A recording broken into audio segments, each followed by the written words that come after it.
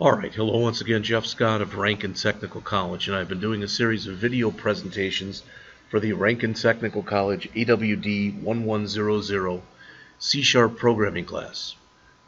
And our book is Murock's C# 2015. I've been going through the object-oriented programming section. Remember, we are skipping Chapter 13. I have done lectures on 12, 14, and 15, and now 16, which is one of the smaller chapters in the entire text. So let's start going over that.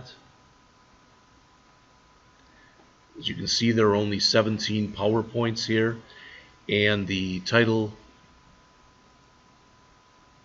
for the chapter is How to Organize and Document Your Classes.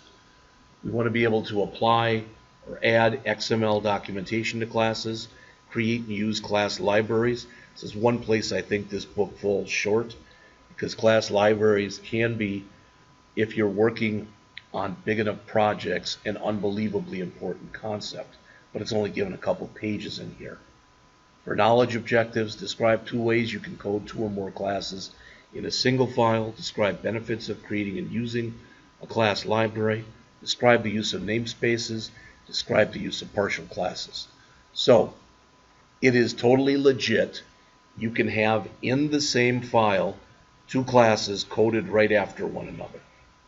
I have actually done this for you guys where I have included a class at the bottom of main.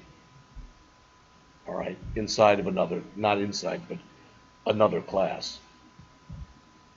It's not really recommended, but it's something that can be done.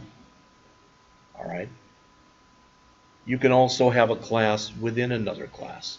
The class that's inside is known as an inner class, as shown, and the one on the outside is the outer class. They don't have to be called inner class or outer class. You can call them whatever you like. Now, again, once we get into the Java class, a year from now, you're going to see a lot of this. It's also possible to go the other route and to have what's called a partial class, where you split a class over 2 different files.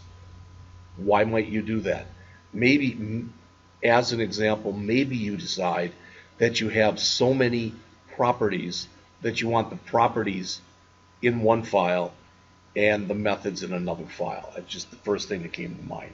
Doesn't mean you have to do that, but you can do it.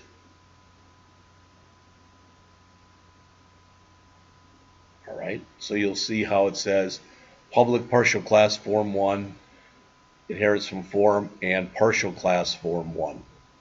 That and that. Alright, namespaces.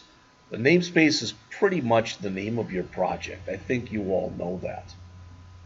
Alright, we've talked about this kind of thing before.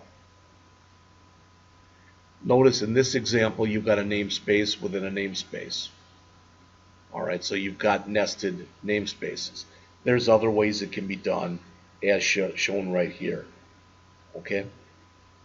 Maybe you remember, maybe you don't, but when I went in and showed you how to bring Visual Basic, and in particular using the input box function, how to bring that into your C# program, we did some of this work with the using directive.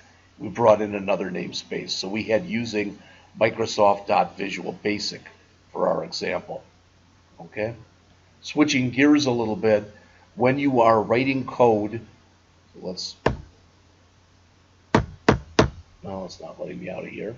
But when you are writing code and you start a line with 3 dashes, not 2, but 3, they will turn gray, and these are what are referred to as an XML or an extensible markup language comment. Alright, and there's different things that you can put in there. XML is a language into and of itself. So here would be a summary comment, etc. And there's other things. So here's the list shown here. Summary provides a general description of either a class, property, method, or other element. Value describes a property's value. Returns describes the return value of a method. And param describes a parameter of a method. Okay. And as you start to work with this stuff, All right, they talk about screen tips with documentation for a method. All they're saying is when you bring this up, there's the documentation. And you can typically also get documentation if you're missing a parameter or you put the wrong type of a parameter in, etc. All right. And they give an example here towards the end of the chapter on two different projects that both use the Validator class. Totally fine to do that. You want to create a class library, and think about a class library like a public library. Why do you have a public library? So different people can take out books, and they'll be able, not so much that they use them for coding or whatever, but they can take out books on something they have an interest in. Well, with a class library, you can build classes that you use quite often. For instance, maybe you write your own searchable routines, sortable routines that you use all the time, and you've managed to come up with a way that's faster than the way that Microsoft does it. You might want to take those routines and put them in their own class library and be able to use them on an as-needed type of basis. So they've got a class library project in here, and a project rather that refers to a class library. Now that pretty much is it. What I am going to do though is I'm going to come back tomorrow, and I'm going to come in and I am going to see if there's any more examples that I want to go through in here. If there are not, and I don't know if there will be or not, I'm going to immediately go in and do chapters 17, 18, and 22. 17 is on an intro to database programming. 18 is on how to work with data sources and data sets. And 23, not 22. And 23, which is on how to use LINQ.